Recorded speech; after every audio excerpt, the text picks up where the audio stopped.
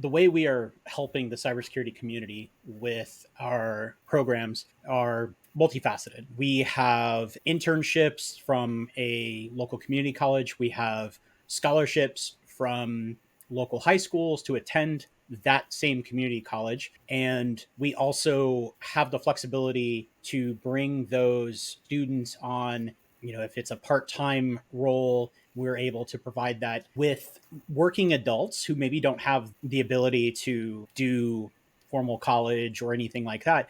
We work with them through our work study program. And the work study program is built with the idea that you help us with some very easy tasks, things like Mhm. helping to promote our social media, helping to do a little bit of housekeeping around our labs and other systems that we maintain.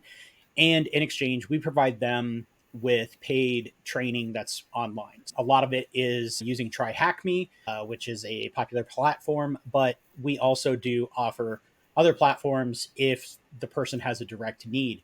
If somebody is able to really push themselves into how they help, then we may actually be talking about a part time role or providing them even more training, something more advanced or something that just gives them exactly what they need. So those two areas are really what's helping us sort of almost create a minor league system, if people are familiar with baseball, where we may be able to bring them up to the majors. I've hired two people out of our work study group, or we may be able to find them positions elsewhere.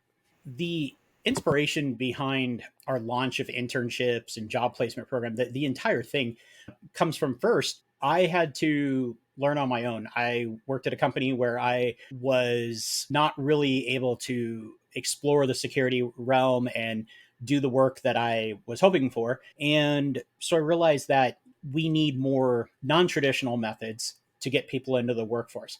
When I started my own company, I wanted to give back into the community. So I engaged the local high school, wanting to know about any computer science or information technology opportunities that were taught. And unfortunately, some of that had gone away when a teacher retired and they had maybe a cybersecurity club that went away.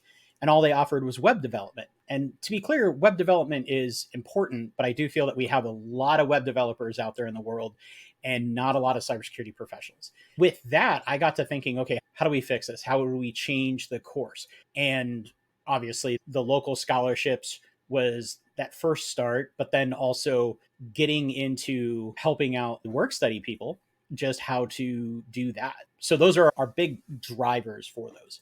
If a student, depending on where they start in their journey, when they reach to a point, ideally we would love to hire them. And we are also very transparent with anybody that engages with us. It may be a matter of me telling them, look, I don't see the need for another analyst or another technician for the next 6 months, but I'm going to fight for you to find that first job. And where that comes from is helping them with resumes, helping them with interview questions. I'm always happy to be a reference. If you're in my program, then I'm definitely going to give you a glowing reference.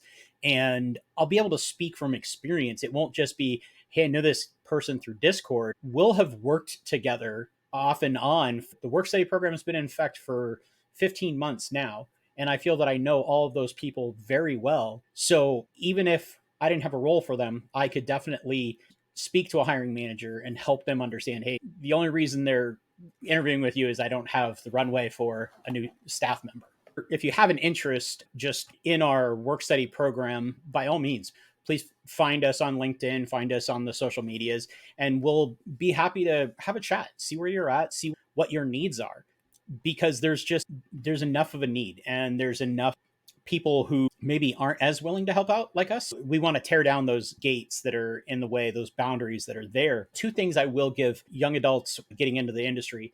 If you're doing a Try Hack Me or a Hack the Box or any of these other online trainings, or you're just tinkering around in a lab that you built, write about it. Write what you did, blog that, and be as detailed as you want or as vague as you want, but make sure that what you're doing is you're explaining it in a way that anybody reading that would understand, not just a professional. It's not the buttons that we push or the things that we do like that.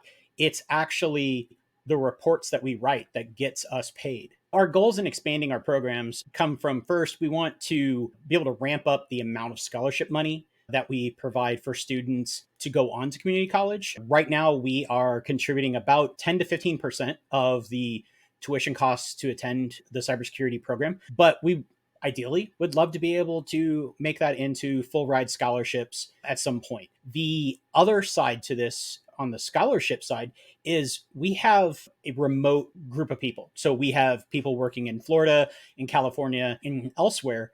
Our goal would be to have our own team members find those schools and colleges that are in their area where they live, work, and play, and say, let's help this school as well. I don't even know what their mascot is, but I'm happy to help this school in the same way that we've helped our local one, the one that I graduated from. And then with our work study program, we would just love to be able to continue to grow it both from the standpoint of learners, but then also leaders, because I can't mentor 25 people all at once.